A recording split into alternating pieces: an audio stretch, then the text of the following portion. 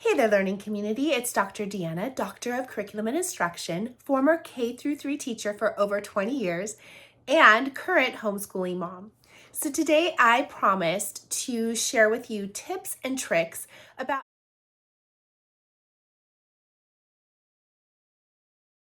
All right, so tip number one to help you take advantage of all the resources I have on this channel and to really help your learning little learn to read. I highly recommend that you take advantage of my monthly free Learn to Read calendar guide, where not only do I front load you with what to expect coming up and what videos and episodes and skills I'm going to be releasing and covering, but I also give daily skill suggestions to cover and little activities that are very simple to do inside your home that can help build connections to learning, reinforce skills. And again, everything that I put out there, I am focusing on finding activities that require very little prep. I also don't expect parents to buy all the things, and also that you feel it does what it's meant to do, and that is create a love of learning for your child. So I want it to be simple, I want it to be effective, and I want it to be something that creates joy in your learning experience with your children. So if you haven't already, head on over to my Teachers Pay Teachers account, my storefront. I have tons of activities there. Some are low cost, some are free. I have a phonics skills list that you can use to see what skills you should be working on and keep track of the skills that your child has mastered, skills that your child needs to work more on. And as I mentioned previously, each month I come out with a calendar that will let you know what to expect that month. Now, I say this because,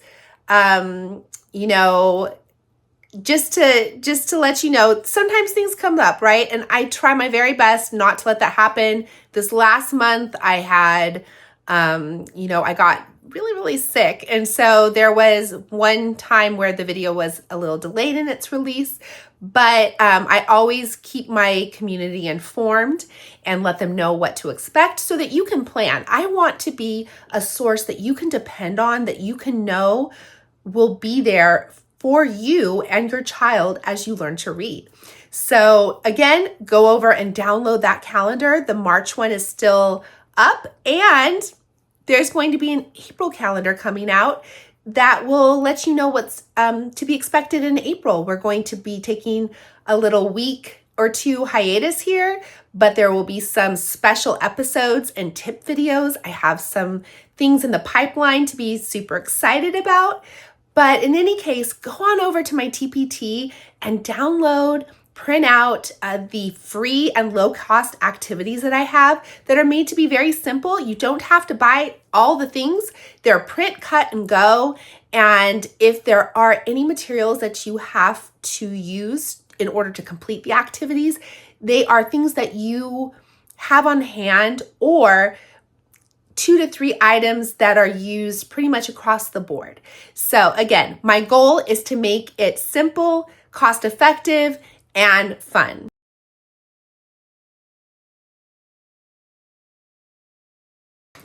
So when it comes to utilizing my episodes to help your child to read, one of the things to keep in mind is that as I develop the episodes, I use something called a scope and sequence, which means that there's a scope of skills that we cover. That's the range of skills that we cover. And then there's something called a sequence, and that's the order in which we cover those skills. So as I'm developing the episodes, I do them in a certain sequence where each episode builds upon the previous, and you'll see that sometimes I spiral back. We call it a spiral review, and I cover skills previously covered in other episodes. But again, the episodes are built upon each other so that the students or the children come into the next episode with the information that they need. But you don't need to watch from the very beginning. Really, these episodes, although designed to go in order, should really be used in the way that they best suit your family and meet your children's needs. So if there's something that your child already knows, they don't need to necessarily watch that episode. Find the episodes that contain the skills that they need.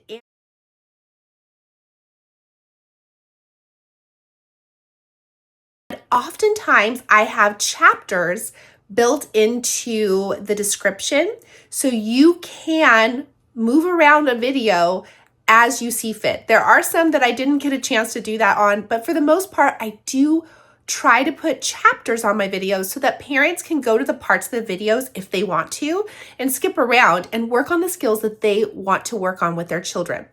Therefore, I encourage you to kind of explore the videos that I have on my channel, find the episodes that would work best for you. Any and all episodes are great and are going to reinforce and introduce and build the skills you need to be able to read. If you're doing my videos consistently, 5-10 minutes a day, your child will be blending words and reading an average within a matter of a handful of weeks.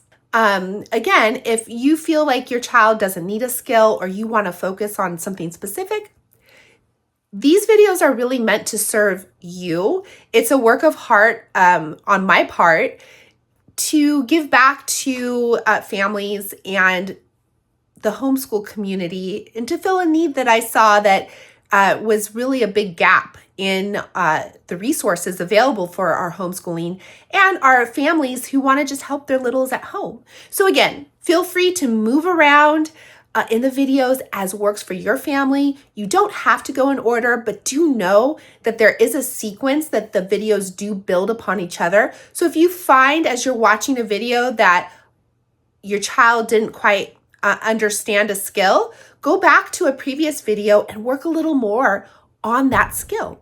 That's all available for you to search around on my channel. And if there's something specific you're looking for, feel free to reach out to me. I would be more than happy to point you in the right direction and answer any questions that you have. So with that being said, I do want to call attention to the parts of my videos that focus on what I discussed earlier, which is phonemic awareness and phonological awareness. And those skills, even for a child that's already blending, if they're struggling with some of their fluency, these skills are very good for building fluency and word attack skills. So I always recommend for early readers to spend about 5 to 10 minutes a day. It doesn't have to be consecutive, but spending 5 to 10 minutes a day on phonemic awareness, which is being able to identify sounds at the beginning and end and middle of the word, or being able to segment a word like cat, cat. I know it's going to come up backward on the screen, but you get my drift. And then blend those words back together. Those are skills that children really need. They are the skills that build the foundation for long-term reading success. No matter what any creator is saying about phonics, phonics are super important, but there are a lot of creators that are leaving the phonemic awareness component out of what they're sharing with families. And this is really, really important. So 5 to 10 minutes a day of phonemic awareness is critical, and systematic phonics. Those two things are so interlocked in the success of our children and their reading.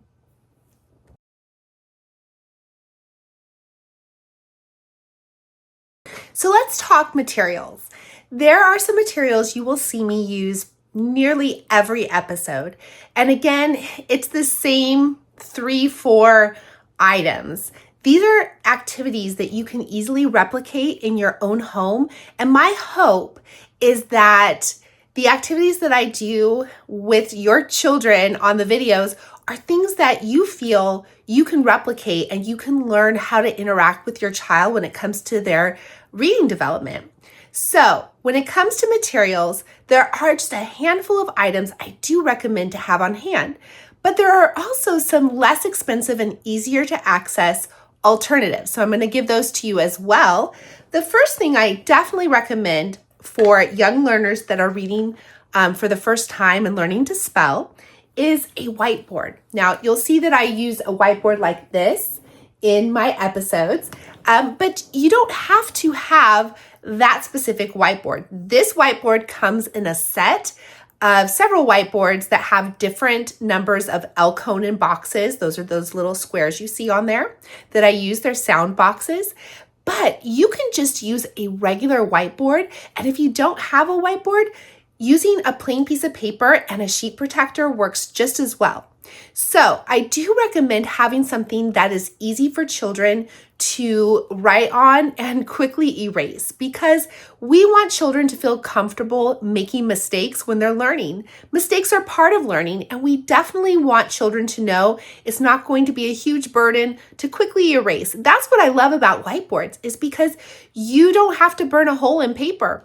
You can make mistakes several times and erase it, and it's no big deal. So a whiteboard, I'm going to link these down below, but again, you can get a whiteboard at the dollar store. You can use the sheet protector and a plain piece of paper.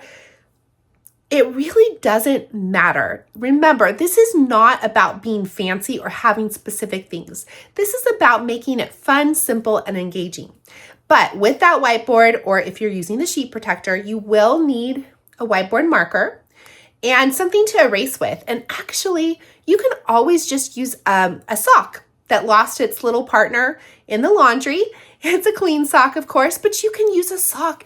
And we used to collect these and use these in the classroom, and the kids would put their little hand in the sock and erase, and it's a lot of fun. So, highly recommend whiteboard of some kind, something to erase with. This is Mr. Moogly that I use in my videos, his little eyes, and then a whiteboard marker.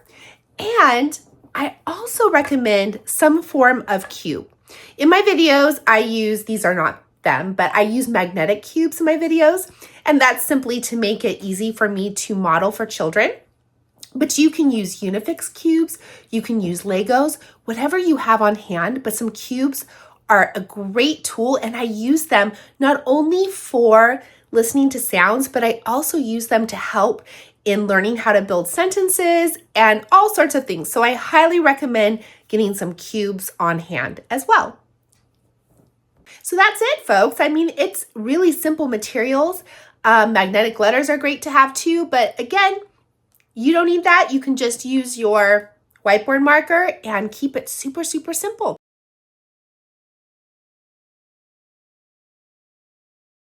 My last recommendation for families really goes to how you can make the most of the episodes that I offer. I really enjoy sharing my teaching with all of you. When I left the classroom to homeschool my own boys, that was something that I grieved over a little bit because I loved teaching so much. But when I do these videos and these episodes, I'm getting to share that with so many littles and so many families, and it makes my heart joyful to do that. And I hope it brings families a lot of joy too.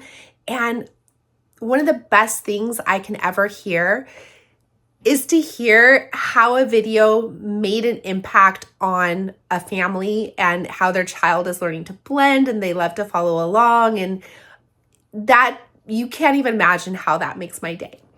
So when you're watching with your child, that's a great, you don't have to watch with your child, but if you can and interact while your child is doing the video, that's always great.